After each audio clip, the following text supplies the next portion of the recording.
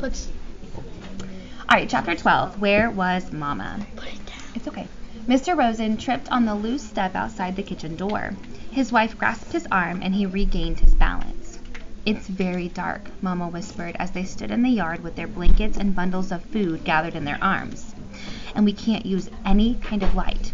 I'll go first. I know the way very well. And you follow me. Try not to stumble over the tree roots in the path. Feel carefully with your feet. The path is uneven. And be very, very quiet, she added unnecessarily. The night was quiet too. A slight breeze moved in the tops of the trees, and from across the meadow came the sound of the sea's movement, which was a constant sound here and had always been. But no birds called or cried here now in the night. The cow slept silently in the barn, and the kitten upstairs in Kirsty's arms. There were stars here and there dotting the sky among thin clouds, but no moon.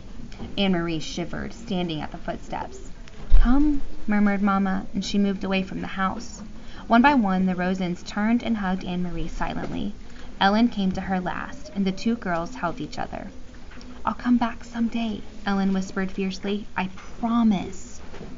I know you will, Anne-Marie whispered back, holding her friend tightly. Then they were gone, Mama and the Rosens. Anne-Marie was alone. She went into the house, crying suddenly, and closed the door against the night. The lid of the casket was closed again. Now the room was empty. There was no sign of the people who had sat there for those hours. Anne-Marie wiped her eyes with the back of her hand. She opened the dark curtains in the windows. She curled once more in the rocker, trying to relax. She traced their route in her mind. She knew the old path, too. Not as well as her mother, who had followed it almost every day of her childhood, with her dog scampering behind. But Anne-Marie had often walked to town and back that way, and she remembered the turns, the twisted trees whose gnarled roots pushed the earth now and then into knotted clumps, and the thick bushes that often flowered in early summer. She walked with them in her mind, feeling the way through the darkness. It would take them, she thought, half an hour to reach the place where Uncle Henrik was waiting with his boat. Mama would leave them there, pausing a minute, no more, for a final hug, and then she would turn and come home. It would be faster for Mama alone, with no need to wait, as the Rosens, unfamiliar with the path, slowly felt their way along. Mama would hurry, sure-footed now, back to her children. The clock in the hall struck once. It was 2:30 in the morning. Her mother would be home in an hour, Anne-Marie decided. She was adding all up how long it should take her mom to get back. She rocked gently back and forth in the old chair. Mama would be home by 3:30. She thought of 3:30 in the morning.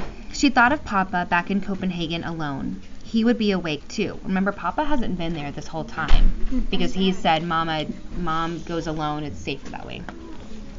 He would be wishing that he could have come, but knowing too that he must come and go as always, to the corner store for newspaper, to his office when morning came. He needs to make it look like a normal life. He has to come and go. Now he would be afraid for them, and watching the clock, waiting for a word that the Rosens were safe, that Mama and the girls were here at the farm, starting a new day, with the sun shining through the kitchen window and cream on their oatmeal. It was harder for the ones who were waiting, Anne-Marie knew. Less danger, perhaps, but more fear. Less danger, but more fear? What does that mean? For the people who were waiting to see what, less danger but more fear. What do you think, Brinkley? Maybe less dangerous, but you're still more scared. Right. Maybe less physically dangerous, perhaps, but you're still fear is something you feel inside, your body, your emotions. So sometimes not being in danger you're still fearful of things. Okay, she yawned and her head nodded. She fell asleep, and it was a sleep as thin as the night clouds, dotted with dreams that came and went like stars. The light woke her, but it was not really morning, not yet. It was only the first hint of a slightly lightening sky, a pale gleam at the edge of the meadow, a sign that far away somewhere to the east, where Sweden still slept, morning would be coming soon. Dawn would creep across the Swedish farmland and coast. Then it would wash a little Denmark with light and move across the North Sea to wake Norway. Anne-Marie blinked in confusion, sitting up, remembering after a moment where she was and why. But it was not right. The pale light at the horizon, It should be dark still. It should be night. She stood stiffly, stretching her legs, and went to the hall to look at the old clock. It was past 4 o'clock. Where was Mama? Perhaps she had come home and not wanted to wake Anne-Marie and had gone to bed herself. Surely that was it. Mama must have been exhausted. She had been up all night and made the dangerous journey to the boat and returned through the dark woods, wanting only to sleep. Quickly, Anne-Marie went up to the narrow staircase. The door to the bedroom where she had slept with Ellen was open. The 2 small beds were neatly made, covered with the old quilts, and empty. Beside it, Uncle Henrik's door was open too, and his bed too was unused and empty. Despite her worry, Anne-Marie smiled slightly when she saw some of Henrik's clothes crumpled in a chair and a pair of shoes caked with the barnyard dirt lying on the floor. "He needs a wife," she said to herself, imitating Mama. The door to the other bedroom, the one that Kirsty and Mama was sharing, was closed. Quietly, not wanting to wake them, Anne-Marie pushed it open. The kitten's ears moved. Standing up straight, its eyes opened wide, and it raised its head and yawned. It pried itself out of Kirsty's arms, stretched, and then jumped lightly to the floor and came to Anne-Marie. It rubbed itself against her leg and purred. Kirsty sighed and turned in her sleep. One arm, free now of the kitten's warmth and comfort, flung itself across the pillow. There was no one else in the wide bed. Anne-Marie moved quickly to the window, which overlooked the clearing that led to the path's entrance. The light outside was still very dim. She peered through the dimness, trying to see, looking for the opening in the trees where the path began, looking for Mama hurrying home.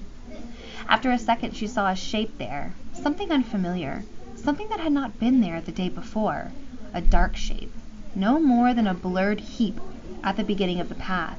Anne-Marie squinted, forcing her eyes to understand, needing to understand, not wanting to understand. The shape moved, and she knew it was her mother lying on the earth. It says it moved, so she's not dead. It moved. That's her nerves. Okay. Or she's just busy now. All right, Mama isn't back so fast and I want it to be tomorrow. on time. Oh my god. That's where it's called. I'm taking, oops.